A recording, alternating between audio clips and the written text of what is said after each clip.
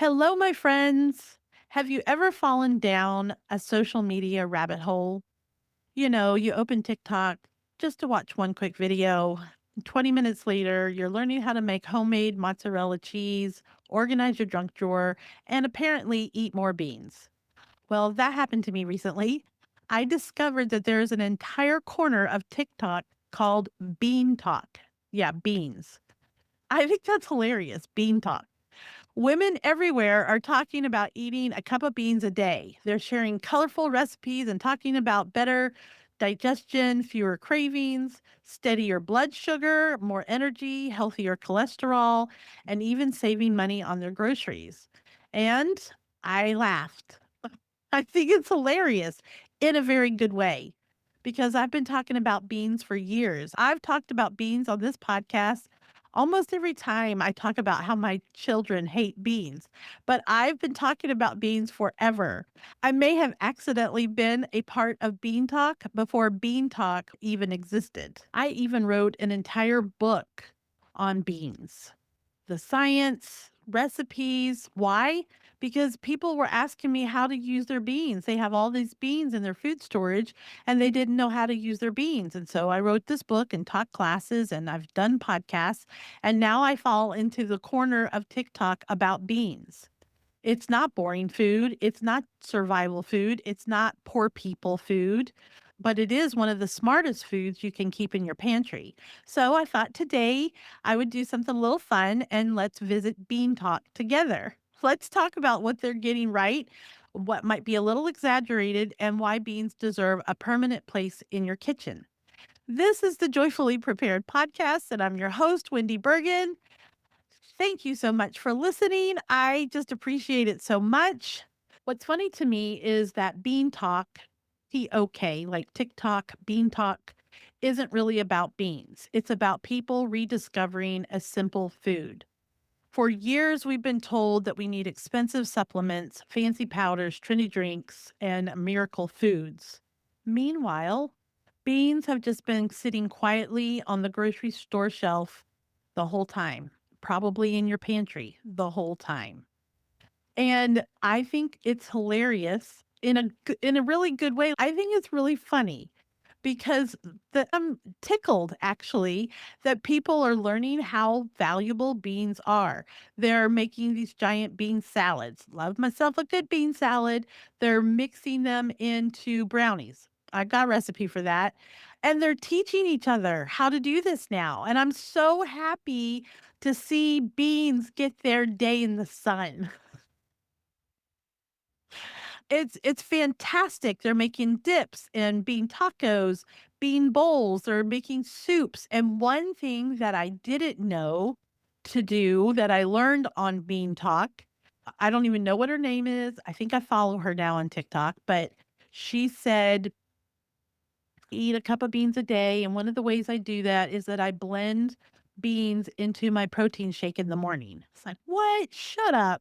So I did it. I take a little protein shake every morning. It's a protein shake, chocolate, and then I take collagen in it, and then glutamine, L-glutamine, which is really good for your gut, and I put that's basically what I put, and then usually I just put water in it, shook it up, and drank it.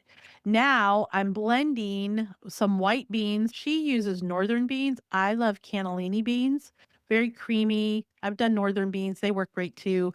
And I put those powders in. I put a little bit of it's a kefir. Have you ever heard of kefir? It's kind of like it's a fermented milk dairy product. It's kind of like runny yogurt, but it's full of really yummy, good bacteria for your body.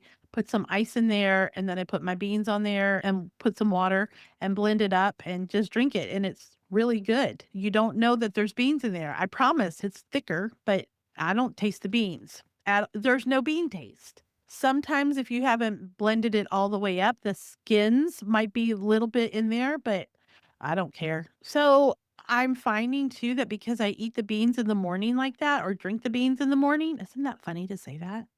That I can go longer into the day without eating, and it is helping me with my blood sugar levels, it's helping with my hunger. And I've only really been doing it for a week, to be honest, because I just saw the other lady do it like a week and a half ago. And it's working. I think it's working for me personally. So the BeanTok got to me after all. Even though I was probably a pioneer for BeanTok, I didn't know that.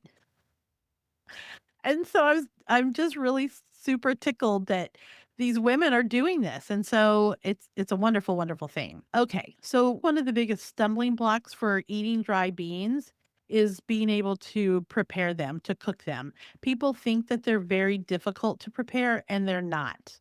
I thought I would share with you what my routine is and how I prepare. I usually cook about a pound of beans at a time.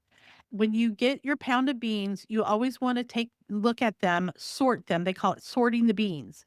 And you're looking for broken beans, ones that are already split in half. You want to get rid of those. Sometimes there might be a little rock, a little pebble in there. Pull those out. Anything that looks discolored, like it just doesn't look like a healthy bean, just pull it out and throw it away. Then I rinse it in a colander really, really well because it's dusty. It just came out of the ground. So just give them a really good rinse. And then I put them in a bowl, a nice large bowl, put them in there, and then I fill the bowl up and with lots of water. I want lots and lots of water because the beans are going to absorb the water and fill up the bowl. So you want lots of water in there. And I usually let them set, if I remember to do it at night, I will let them set overnight. If I remember to do it sometime during the day, I still let them sit overnight because it doesn't really matter. You want them to go 8 to 12 hours, but 12 hours is a good time. I let them sit the other day for 24 hours because I just didn't get to them. It's okay. There's a almost fermenting process that starts to happen, which is a really good thing. So I let them sit overnight. When they're done soaking, then I rinse them out, put them in the colander, rinse them really well because I want that water that they've been soaking in. I want that water gone. I want them rinsed of all that water. Now I'm going to use my pressure cooker. I have an instant pot. So I put them in the instant pot, this pound of soaked beans, and then I fill them with water just about a half an inch to an inch above the top of the beans. And then I put them in the instant pot, turn on pressure cook, get it ready, and then I pressure cook it for 0 minutes. Exactly. 0 minutes. It's literally coming to pressure inside the instant pot, coming to pressure, and when it hits pressure, it starts to fall. It doesn't keep it at that pressure at all. It begins to fall. So I turn off the keep warm button and I let them come down in pressure about 10 minutes, a natural release. The little red knob, it's not a knob, the little red button won't fall. But for about 10 minutes, I just let them sit there. So technically, they're still under pressure. They're not under that original pressure, but they're still under pressure because that little red button is still up. After 10 minutes, I release the rest of the steam and the rest of the pressure, right? Psh, you let it go. I let it go. And then inside, I have cooked beans and they're like perfect. They're not too mushy. And you'll have to try the process with different beans because some beans are softer than other beans. For instance, cannellini bean, which is a white bean, it it cooks really fast and gets really soft and a little mushy. So I don't keep that under pressure for as long, the 10 minutes. Black beans, however, they need to stay in the pressure cooker for longer. The black beans need a little bit longer. Kidney beans are going to need a little longer. Garbanzo are going to need longer in there like that. But you don't have to cook them like pressure cook them at all. You just bring them to that 0 minutes, and then it starts to release the pressure. Once that I've done that, and I'm be careful, they're hot. Then I just take them out with a slotted spoon, and drain them as I'm taking them out and put them in a container to store in my refrigerator. That's how I make them, and I pretty much eat them all week long, and I'm eating beans instead of things like rice or pasta. Rice doesn't do well with my body, or maybe I should say my body doesn't do well with rice. It makes my blood glucose levels spike too much, where the beans don't do that. They have the protein, they have the fiber in them, and so I'm able to maintain my blood glucose levels much better. But I always have the beans available too. They're in the refrigerator. I can do anything with them. I can smush them up and make a bean dip. I can put them in a quesadilla if I want to do something like that, sprinkle some on a salad. If they're already made up, I can put them in chili. And here's the other thing, if you make these beans, you can freeze them as well. So if you don't want to keep them in your fridge, you can keep them in the freezer, maybe divvy them up and separate them up into different size bags, and then you always have cooked beans ready to go. I think it's also important to talk about the financial benefits of using beans, buying the dry beans. This is the cover of the bean book that I wrote, and you can find the link for it in my show notes. I wanted to talk about, like I said, the breakdown, the cost breakdown. How much do you really save? Now, this is being extremely conservative. A $2 bag of dried beans, a pound ish, makes 6 cups of cooked beans. Okay. So $2 bag of dried beans. I'm not talking about lentils per se in this particular. I'm talking about other dried beans like pinto beans, kidney beans, the cannellini bean, black beans, northern beans, anything like that. You can go to the Dollar Tree and find a bag of pinto beans for $1.50. It's a full pound. Rounded it up to $2 just to kind of be very conservative that even bean prices are rising at this time. But a pound is about 6 cups of cooked beans once you prepare them. Okay.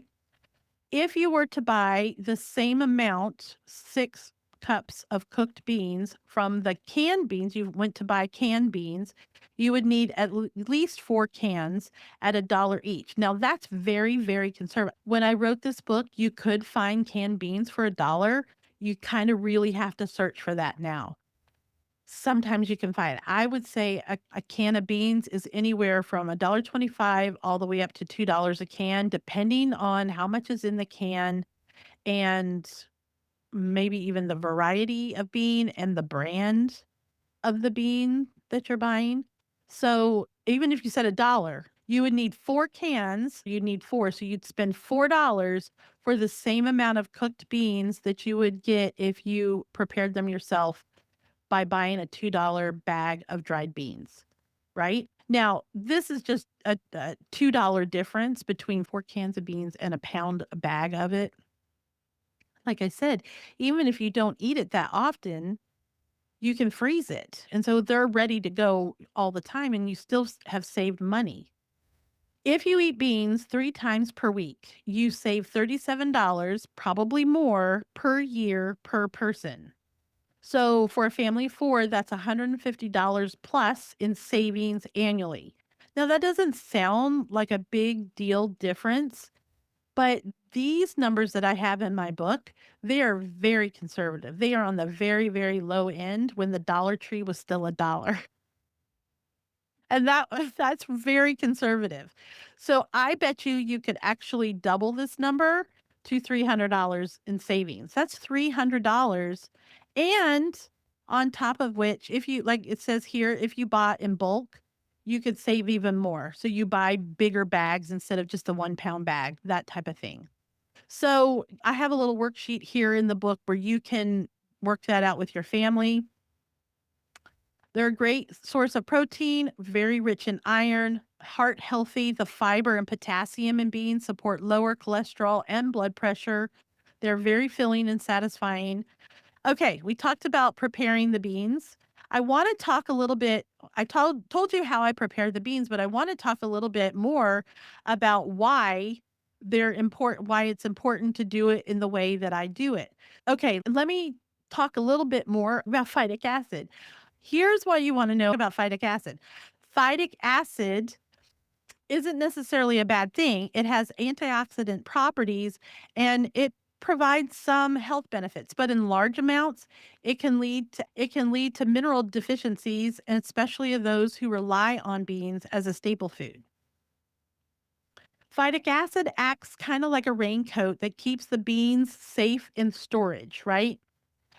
However, when we eat the beans, the raincoat blocks the nutrients like iron, calcium, zinc from being absorbed by our bodies. Fortunately, proper preparation methods can help remove the barrier and make the beans more digestible and nutritious because we want to release the nutrients, the minerals, and that phytic acid covers it and holds it back from our body. So, if we reduce the phytic acid, it helps with increased mineral absorption, improve digestion, like I said, and enhance overall nutrient availability. Soaking the beans in water for 12 hours or more helps to dissolve the phytic acid raincoat, making nutrients more accessible. S- Soaking can reduce phytic acid by up to 60%. Discarding the soaking water, remember I said I drain the beans after I've soaked them and then I rinse the beans? Discarding the soaking water removes oligosaccharides, which contribute to gas and bloating. And these oligosaccharides, they're sugars. There are types of sugars, and when they can't be digested, and then they get to the large intestine, and then it's like a party in your intestine. Lots of noise and lots of movement down there. You know what I'm saying? And so by soaking the beans first to start discarding the soaking water, you're getting rid of those oligosaccharides, these sugars that contribute to the party in your large intestine. Okay. So we've soaked them, but what about the pressure cooking? Well, the pressure cooking also helps to dissolve and reduce the phytic acid. The pressure cooking acts like the heat that melts away even more of that raincoat, making the minerals even more bioavailable. While the pressure cooking alone helps, it's more effective when combined with the soaking. You may ask me, well, what about traditional boiling? You can absolutely do that. We can always make beans right on the stove. It does take more time, more energy as far as the stove is concerned, and a little bit more careful, like watching over the pot and stuff like that. Compared to traditional boiling, pressure cooking retains more nutrients while reducing anti-nutrients. So you can still boil them. The pressure cooking is actually a better way of cooking. Okay, so by the way, both combined, the soaking and the pressure cooking reduces up to 80% of this phytic acid and the oligosaccharides. Ugh. So it's helpful for both digestion and nutrition. I do love beans. I have said this many a time on this podcast. I do love beans. It's trendy to eat beans now. So let's get on that BeanTok trend, right? Why do I love them so much? Because they check almost every box for me. They're nutritious, they're filling, inexpensive, easy to store. They're versatile, very versatile. I remember watching Shark Tank years ago, and now I see it in the grocery stores all the time. They do dessert hummus. Hummus is made from beans. It's typically made from chickpeas, which is garbanzo bean, but you can make it with anything you wanted if you wanted to. And they're making it a dessert dip now, a dessert hummus. You can make that at home yourself now. They're very, very versatile. You can blend them up and nobody even knows there's beans in whatever. I mean, I'm doing it in protein shakes and I don't even know, right? Like I said earlier, 1 pound of dried beans equals about 6 cups of cooked beans, which is the same as 4 cans of beans. So you're saving a ton of money. You're feeding a family. Even the family that doesn't like beans, you can sneak it in there, my friend. You can build a pantry with these. Have different varieties and learn how to cook with them. They're easy to do. They don't require constant attention, beans. They're very, they're like, whatever, when you get to me, I'm here. I got you. I can cover all the bases. You can even sprout beans, have bean sprouts. Those are really good for you as well. So you've got lots of different options with beans. Build your pantry, learn to use them, stretch your grocery budget. One of the things I talk about in my bean book is how you can swap out half of your meat. Like, let's say you're having tacos, and you can actually bring in black beans or maybe pinto beans. They're cooked and you mix them in with your ground beef. And so it stretches that ground beef into something bigger, you know, like maybe you were using a pound of ground beef or 2 pounds, and now you can substitute a certain amount of beans. I would go small and simple. bring some black beans in there and kind of smush them in there with the ground beef and put the sauce on it or however you do it, and it just is a filler and it's good for you and it saves a little bit more money because you don't have to spend so much money on the ground beef. And things are just so daggum expensive right now when it comes to meat. It just works. Nobody feels deprived. Your grocery budget, will it go down? I don't know if it will go down these days, but it will alleviate some of the pain for sure. And then you get fiber. Everybody needs fiber, my friend. Everybody does. Everybody wins. Beans for the win. So what do I think about BeanTok? I think it's awesome. Like I said, I think it's awesome that people are talking about beans. If TikTok helps people rediscover beans, I'm all for it, 100%. Because maybe this trend isn't really about beans. Maybe it's about remembering that some of the healthiest foods have been sitting quietly on the grocery shelf all along. I think so. And those of you who have a food storage, you probably already have dry beans in there. So you don't even have to go spend any money. You can just go to your pantry, pull out the beans, and start trying. Sometimes we spend so much time chasing the new thing that we forget that the old things were pretty wonderful too. So here's my challenge, my joyfully prepared challenge for you this week. It's easy. Buy one bag of dried beans. I don't care which one they are. Pinto beans, cannellini beans, garbanzo beans, black beans, whatever you want. Cook 1 pound, which you're probably going to buy 1 pound bag. Cook a pound.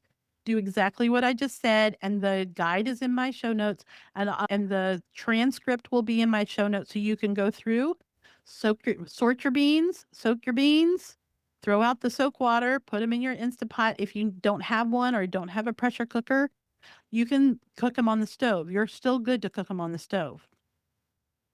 And then you just strain them out, right? And put them in a container and put them in your fridge and use them throughout the week. I'm using them when I make eggs. I put beans. I like cook my beans in some butter and then put them with the eggs and stuff. I make eggs and bacon and beans. I know it sounds really weird, but it works. I like using beans as kind of my base for the meat or whatever, the other portion. Usually I always have rice, but again, I said rice doesn't do my body very good, and or pasta. And where I'm trying to do better with my blood glucose levels, my blood sugar levels, the beans are kind of like the perfect foundation to put other food on top of. I like it, but I'm not picky. I'm really not picky. I don't like fresh tomatoes, but other than that, and I don't like olives. Other than that, I'm really not picky. So you have to make this work for you. Also, I'm just giving you some thoughts and ideas. So the challenge is buy a bag of dried beans and then cook them. If you already have them in your pantry, cook them. You don't have to go buy new ones. And I would love to hear too, if you're seeing comparison wise, if you know going to the grocery store that 1 pound bag of beans equals 6 cups of cooked beans. And then you go over to the canned bean section and you see the different brands of beans and you see they're $2 a can, and there's about a cup and a half.